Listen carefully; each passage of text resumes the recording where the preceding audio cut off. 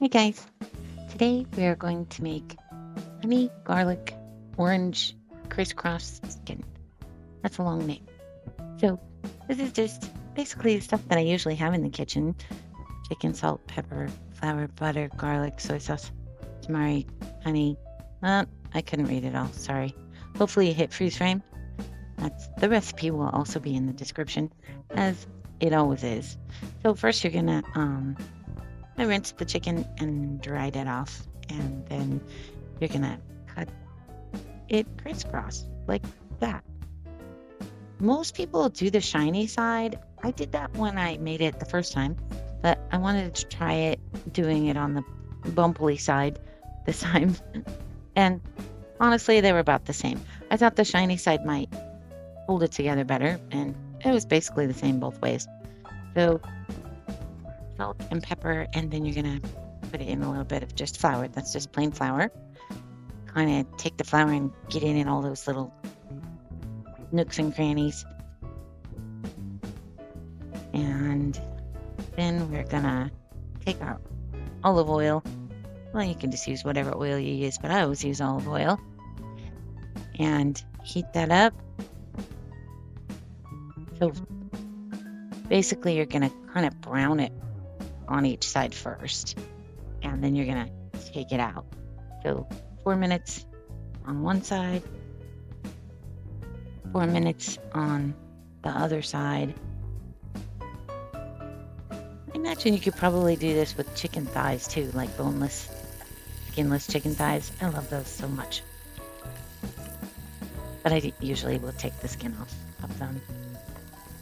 I don't think the crisscross cut would work well though. I think they might fall apart. Could try it. Anyhow, so 4 minutes on each side, and then see I broke a piece off, so now we have a little baby piece. I think I gave that one to the dogs. I don't know. No, I didn't, because there's garlic in the sauce. So put the lid on a little bit near the end, because you notice one of those is a lot thicker than the other, and it was cooking a little bit slower than the thinner one. So take that chicken out, let it rest a little bit, and then you're gonna toss in your butter into the chicken juices, and then your 4 chopped garlic cloves. That only cooked for like a minute or less, and then you're gonna add all the other stuff, the honey, the cider vinegar, the 5 tablespoons of orange juice. That was 1 large orange that I just juiced, but you could probably use store-bought juice too. It might be a little bit sweeter that way, which might be good. Who knows? Worth a try. So then put the chicken back in and kind of make sure the juice gets all through all of the edges. And I just kind of basted it until you notice the juice is still pretty watery right now.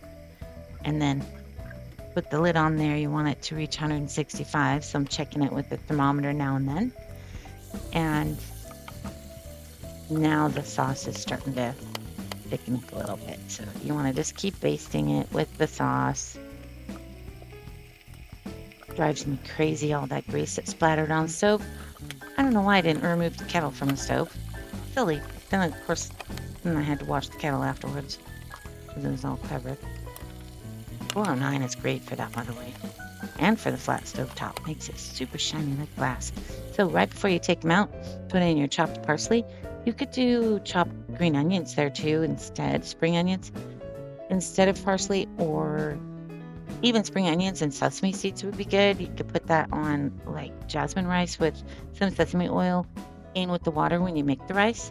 That'd be really good. Or if you want it spicy, you could add some cayenne or some sriracha or some red pepper flakes. I think I want to try that one. Try that in the future. This was the thicker one. Notice it got a little darker because, of course, it had to cook longer because it was thicker. Huh, that makes sense. And you could also probably do this with, if you use gluten-free flour and tamari instead of soy sauce, it would be gluten-free.